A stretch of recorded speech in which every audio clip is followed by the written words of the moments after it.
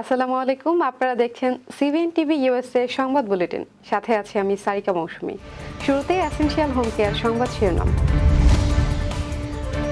যুক্তরাষ্ট্রের পররাষ্ট্র দপ্তরের অধীনে আসছে ইউএসএআইডি। ট্রাম্পের নির্দেশে সোমালিয়ায় মার্কিন বিমান হামলা। লালগালিচায় খালে নেমে খননের উদ্বোধন 3 উপদেষ্টার। চট্টগ্রামে জলবদ্ধতা নিরসনের কাজ পরিদর্শনে উপদেষ্টা। সুচিকিৎসা না পেলে আত্মহত্যা করার সিদ্ধান্ত জুলাই অভ্যুত্থানের আহত কামরুলের। এবং বাজেটে বাংলাদেশের জন্য বরাদ্দ কমালো না ভারত। শুনছিলেন এসেনশিয়াল হোম কেয়ার সংবাদ শিরোনাম। এবারে বিস্তারিত। যুক্তরাষ্ট্রের আন্তর্জাতিক উন্নয়ন সংস্থা ইউএসএআইডি-কে পররাষ্ট্র দপ্তরের অধীনে আনার পরিকল্পনা করছে ট্রাম্প প্রশাসন। এই পরিবর্তন কার্যকর হলে বৈদেশিক সাহায্য বরাদ্দের ক্ষেত্রে যুক্তরাষ্ট্রের নীতিতে বড় ধরনের পরিবর্তন আসবে। সূত্র জানায়, জাতীয় নিরাপত্তা পরিষদ এ বিষয়ে আলোচনা করছে এবং হোয়াইট হাউসের পক্ষ থেকে আইনি দিকগুলো খতিয়ে দেখা হচ্ছে, যাতে প্রেসিডেন্ট ট্রাম্প নির্বাহী আদেশের মাধ্যমে ইউএসএআইডির স্বাধীনতা প্রত্যাহার করতে পারেন। তবে কংগ্রেসকে এড়িয়ে এ সিদ্ধান্ত বাস্তবায়নের আইনি ভিত্তি স্পষ্ট নয়। ট্রাম্প প্রশাসন সম্প্রতি বৈদেশিক সাহায্য বরাদ্দ পর্যালোচনার নির্দেশ দিয়েছে। প্রশাসনের দাবি, এ ধরনের সাহায্য আমেরিকার ফার্স্ট নীতির সঙ্গে সামঞ্জস্যপূর্ণ কিনা তা মূল্যায়ন করা প্রয়োজন। এই পরিকল্পনার বিরোধিতা করেছে সিনেটের বিরোধী দলীয় নেতা চাক শুমার। এক্সে দেওয়া এক পোস্টে তিনি একে অবৈধ এবং জাতীয় স্বার্থ বিরোধী বলে মন্তব্য করেছেন। যুক্তরাষ্ট্রের প্রেসিডেন্ট ডোনাল্ড ট্রাম্পের নির্দেশে সোমালিয়ায় গলিস পর্বতে বিমান হামলা চালানো হয়েছে, যেখানে ইসলামিক স্টেট গোষ্ঠীর একটি শীর্ষ পরিকল্পনাকারী সহ বেশ কয়েকজন সদস্যকে হত্যার দাবি করা হচ্ছে। ট্রাম্প এক টুইট পোস্টে জানান, এই হামলা যুক্তরাষ্ট্র ও তার মিত্রদের বিরুদ্ধে আইএসের হুমকির বিরুদ্ধে একটি শক্তিশালী পদক্ষেপ। তিনি আরও বলেন, এদের গুহায় লুকিয়ে থেকে আমাদের এবং আমাদের মিত্রদের জন্য বিপদ সৃষ্টি করছিল। বিবিসি রিপোর্ট অনুযায়ী হামলার লক্ষ্য ছিল আইএসের সদস্যদের গোপন ঘাঁটি, যেখানে তারা পরিকল্পনা এবং কার্যক্রম পরিচালনা করছিল। মার্কিন প্রতিরক্ষা মন্ত্রী পিট হেগসেট জানান, হামলার পর প্রাথমিক রিপোর্টে অসংখ্য জঙ্গির নিহত হওয়ার তথ্য পাওয়া গেছে, তবে বেসামরিক হতাহতের কোনো খবর পাওয়া যায়নি। সোমালিয়ার প্রেসিডেন্ট হাসান শেখ মোহাম্মদ এই হামলাকে জঙ্গি বিরোধী উদ্যোগে সাহসী পদক্ষেপ হিসেবে প্রশংসা করেছেন। তিনি ট্রাম্পকে ধন্যবাদ জানান এবং মার্কিন নেতৃত্বের প্রতি তার দেশের অটুট সমর্থন প্রকাশ করেন। এটি যুক্তরাষ্ট্রের দীর্ঘদিনের এক নীতির অংশ, যেখানে আইএস এবং অন্যান্য সন্ত্রাসী গোষ্ঠীগুলোর বিরুদ্ধে আক্রমণ চালানো হচ্ছে, বিশেষত আফ্রিকার ও মধ্যপ্রাচ্যের বিভিন্ন এলাকায়। সোমালিয়ায় এর আগে কয়েকবার এমন হামলা চালানো হলেও নতুন এই হামলা ইস্যু নতুন মাত্রা নিয়ে এসেছে। ঢাকা উত্তর ও ঢাকা দক্ষিণ সিটির 6টি খাল সংস্কার কার্যক্রমের উদ্বোধন করেছেন অন্তর্বর্তী সরকারের 3 উপদেষ্টা। খনন কার্যক্রমের উদ্বোধন করতে উপদেষ্টারা লালগালিচায় হেঁটে খালে নামেন এবং ভাসমান এক্সকেভেটরে উঠে কাজের সূচনা করেন, যা নিয়ে রীতিমতো সমালোচনার ঝড় ওঠে।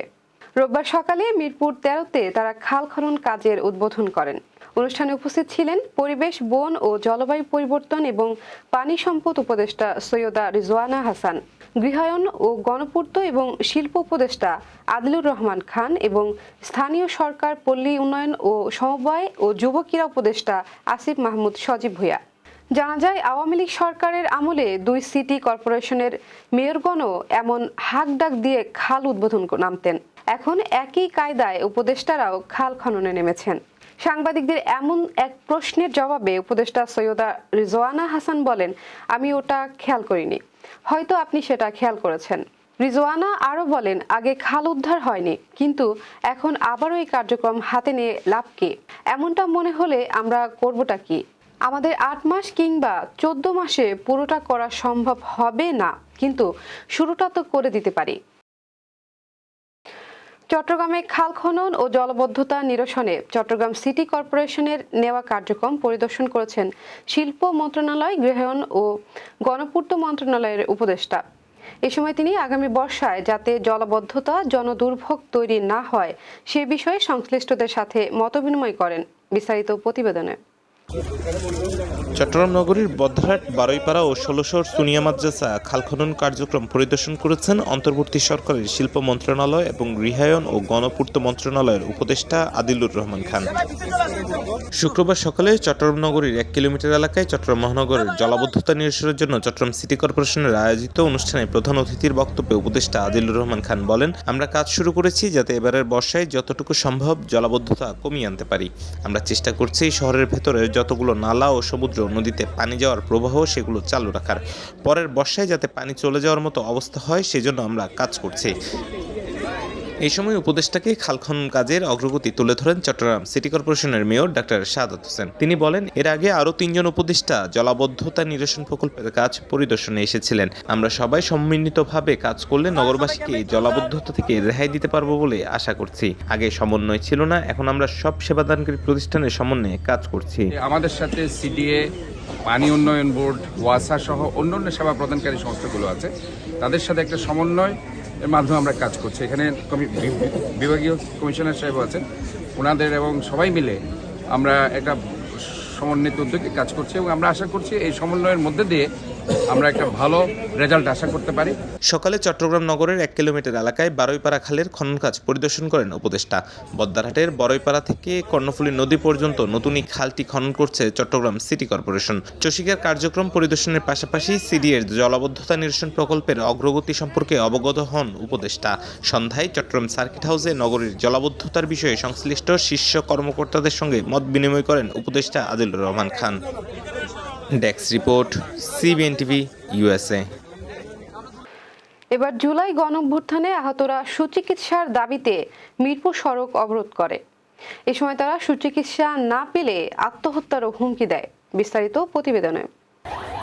রোববার সকালে রাজধানীর আগারগাঁও ও দুপুরে মিরপুর সড়ক অবরোধ করেন জুলাই গণঅভ্যুত্থানে আহত বেশ কয়েকজন। আমার এই চোখ না ড্যামেজ, আমার এই চোখ চলে যাইতেছে, আমার প্রপারলি ট্রিটমেন্ট চাই, এজন্য আমি রাস্তায় নামছি, আমাদের প্রপারলি ট্রিটমেন্ট দরকার। এ সময় দাবি মেনে নেওয়া না হলে আত্মহত্যার সিদ্ধান্ত নিতেও দেখা যায় কামরুল নামের এক যুবককে। কিভাবে গুলি লাগিস তাই দেখে, আমি এখনো বাইক করিনি, গুলি। সরকার বারবার উন্নত চিকিৎসার আশ্বাস দিলেও বাস্তবায়ন হচ্ছে না বলে দাবি জুলাই অভ্যুত্থানে আহতদের। কারো পা কিংবা কারো চোখ হারানোর শঙ্কা তাদের। এর আগে গতকাল শনিবার রাত 10:30 পঙ্গু হাসপাতালের সামনে অবস্থান নিয়ে বিক্ষোভ শুরু করেন তারা। News desk, CBN TV, USA. 2025-26 অর্থ বছরের বাজেটে বৈদেশিক সহায়তার জন্য বরাদ্দ কমিয়েছে ভারত। তবে বাংলাদেশের জন্য আর্থিক সহায়তা আগের মতোই রেখেছে প্রতিবেশী দেশটি। গত বছর শেখ হাসিনার শাসনামলে বাংলাদেশের জন্য ভারত যত অর্থ বরাদ্দ করেছিল, এবারও ঢাকার জন্য ততটাই অর্থ বরাদ্দ করেছে। গত বাজেটে বাংলাদেশের জন্য 120 কোটি রুপি বরাদ্দ করা হয়েছিল ভারতের কেন্দ্রীয় বাজেটে। এবার নিজের অষ্টম কেন্দ্রীয় বাজেটেও বাংলাদেশের জন্য 120 কোটি রুপিই বরাদ্দ রাখলেন দেশটির অর্থমন্ত্রী নির্মলা সীতারামন, যা বেশ তাৎপর্যপূর্ণ বলে মনে করা হচ্ছে। বাংলাদেশের জন্য বাজেটে আগের মতো বরাদ্দ রেখে দিল্লি বুঝিয়ে দিতে চাইলেও এখনও প্রতিবেশীর সঙ্গে সুসম্পর্ক চায় তারা। এদিকে 2025-26 অর্থবর্ষে ভুটানের জন্য সর্বোচ্চ আর্থিক অনুদান বরাদ্দ রেখেছে ভারত। বরাবরই ভারতের বিদেশি অনুদানের তালিকায় ওপরের দিকে থাকে এই ছোট প্রতিবেশী দেশটি। এবারের বাজেটে ভুটানের জন্য ভারত 2150 কোটি রুপি বরাদ্দ করেছে। সব মিলিয়ে আর্থিক সাহায্য খাতে বিভিন্ন দেশের জন্য এবার ভারতের কেন্দ্রীয় বাজেটে বরাদ্দ করা হয়েছে 6750 কোটি রুপি। এদিকে বাংলাদেশ এবং ভুটান ছাড়াও নেপালের জন্য ভারত বরাদ্দ করেছে 700 কোটি রুপি। মালদ্বীপের জন্য ভারতের এবারের বরাদ্দ 600 কোটি রুপি। গতবার এই পরিমাণ ছিল 400 কোটি রুপি। এবারে বাজেটে ভারতের পররাষ্ট্র মন্ত্রণালয়ের জন্য সব মিলিয়ে বরাদ্দ করা হয়েছে 20,516 কোটি রুপি। এর আগে গত অর্থবর্ষে পররাষ্ট্র মন্ত্রণালয়ের জন্য সংশোধিত বাজেটের বরাদ্দ থেকে এই পরিমাণ কম। আগের বছর সব মিলিয়ে পররাষ্ট্র মন্ত্রণালয়ের জন্য বরাদ্দ করা হয়েছিল 25,277 কোটি রুপি। এবার কর্ণফুলী ইনকাম ট্যাক্স সংবাদ শিরোনাম। দুস্থদের মাঝে সিলেট স্টেশন আমেরিকার শীতবস্ত্র খাদ্য বিতরণ। বাংলাদেশের বন্যা দুর্গতদের পাশে Bangladesh association of Delaware valley. আবার স্বাগতম সিবিএন টিভি ইউএসএ সংবাদ বুলেটিনে। শুনছিলেন কর্ণফুলী ইনকাম ট্যাক্স সংবাদ শিরোনাম। এবারে বিস্তারিত। দুস্থ ও অসহায় ছিন্নমূল মানুষের মাঝে শীতবস্ত্র ও খাদ্য বিতরণ করেছে সিলেট সদর থানা স্টেশন অব আমেরিকা। শুক্রবার সন্ধ্যায় সিলেট সদরের রেলওয়ে স্টেশনের সংলগ্ন এলাকায় এই কার্যক্রম চালানো হয়। শতাধিক দুস্থ ও অসহায় ছিন্নমূল মানুষের মাঝে শীতবস্ত্র ও খাদ্য তুলে দেন সিলেট সফররত সংগঠনের সভাপতি RC-টিটো, সাবেক ট্রাস্টি কল্লোল আহমেদ, সাবেক নির্বাচন কমিশনার দুলাল মিয়া এনাম। এই সময় সিলেট সদরের স্থানীয় নেতৃবৃন্দ উপস্থিত ছিলেন। কর্মসূচি সফল করার জন্য সংশ্লিষ্ট সকলকে ধন্যবাদ সংগঠনের সভাপতি RC-টিটো ও সাধারণ সম্পাদক রাজীব খান। ভবিষ্যতেও এ ধরনের কার্যক্রম অব্যাহত থাকবে বলে ঘোষণা দেন তারা। বাংলাদেশে গত বছরের বন্যায় ক্ষতিগ্রস্তদের সহায়তায় TVN24 নিউজ নেটওয়ার্কের ফান্ডে $1000 দিয়েছে নিউ জার্সি, ডেলাওয়্যার ও পেনসিলভেনিয়া কেন্দ্রিক সংগঠন Bangladesh Association of Delaware valley. গেল 25 জানুয়ারি নিউ ইয়র্কে TVN24 কার্যালয়ে এসে চেক হস্তান্তর করেন সংগঠনটির কর্মকর্তারা। এই উদ্যোগের জন্য তাদের ধন্যবাদ জানান TVN24 নিউজ নেটওয়ার্কের CEO Ahmadul Bare Bhuiya. Bangladesh Association of Delaware Valley আমেরিকায় বসবাসরত বাংলাদেশি কমিউনিটির পাশাপাশি বাংলাদেশের বিভিন্ন জনকল্যাণমূলক কার্যক্রমে ভূমিকা রেখে আসছে।